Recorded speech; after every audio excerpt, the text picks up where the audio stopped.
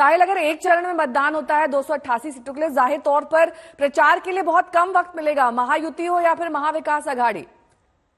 देखिए, ऐसा है कि नेहा, मैं एक सिर्फ बात रखना चाहूंगा कि 2019 में एक ही चरण में चुनाव लिया गया था, और जो संजय शर्मा कह रहे हैं वो सही है, क्योंकि वक्त नहीं है इलेक्शन कमीशन के पास कि लीजरली चुनाव लेने का। और मेरे ख्याल से पिछली बार 7 चरणों में चुनाव लेने का झटका जिस तरीके से लगा है, उसके बाद मुझे लगता नहीं है कि इलेक्शन कमीशन भी इस तरीके से रिस्क लेना चाहेगा कि 7 चरणों में या 2 चरणों में या 3 चरणों में चुनाव हो। लेकिन महाराष्ट्र में वक्त भी नहीं है कि वो 2 चरणों में चुनाव लेने के बारे में सोचे, क्योंकि 26 नवंबर तक किसी भी हालत में महाराष्ट्र में विधानसभा का गठन होना चाहिए। और अगर वो होना है तो किसी भी हालत में उन्हें 21 या 22 तारीख तक चुनाव की पूरी प्रक्रिया खत्म करके जीते हुए विधायकों को शपथ दिलाना 26 नवंबर के पहले, यह बहुत जरूरी है। तो इसके लिए 2 चरणों की संभावना फिलहाल मुझे कम लग रही है। लेकिन जहां तक आपने तैयारी की बात की, देखिए महाराष्ट्र में जो विशिष्ट राजनीतिक परिस्थिति थी, जिसके वजह से अगर हम देखें तो जनवरी महीने से ही महाराष्ट्र में अलग अलग तरीके से चुनाव का माहौल बन गया था।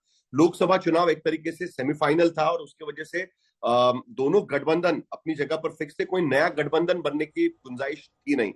सिर्फ सीट शेयरिंग ये अकेली चीज है कि जिसको लेकर बातचीत होना जरूरी था। लोकसभा चुनाव के नतीजों में महायुति का जो डिबैकल हुआ, उसके बाद महायुति यानी शिवसेना, बीजेपी और एनसीपी पहले से ही सीट शेयरिंग की बातों में लग गए थे। उसी तरीके से महाविकास आघाड़ी भी उस चर्चा में लग गई थी। तो इसके लिए दोनों ही गठबंधन एक तरीके से अपने आप को तैयार कर रहे थे विधानसभा चुनाव के लिए, और अमूमन अंदाजा लगाया जा रहा था कि नवंबर महीने के दूसरे हफ्ते में चुनाव हो सकते हैं।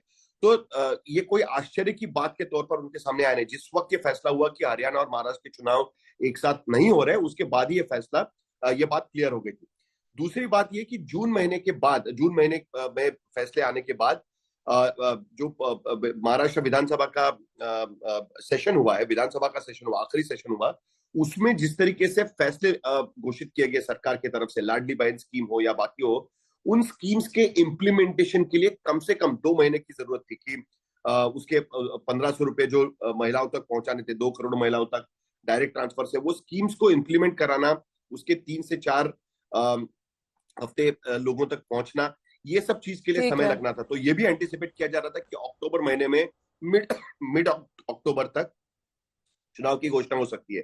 तो पार्टियां तैयार थी, अब बस चुनाव में उतरना है, अधिकृत तौर पर उतरना है, और महाराष्ट्र की राजनीति का फैसला हो जाएगा। ठीक है, मैं लौटूंगी आपके पास। सत्यजीत मेरे सहयोगी जुड़े हुए हैं रांची से तमाम जानकारी के साथ। सत्यजीत, जेएमएम अब यह आरोप लगा रहा है कि बीजेपी को पहले से पोल डेट्स के बारे में जानकारी थी, उन्हें पता था कब चुनाव हो रहे हैं।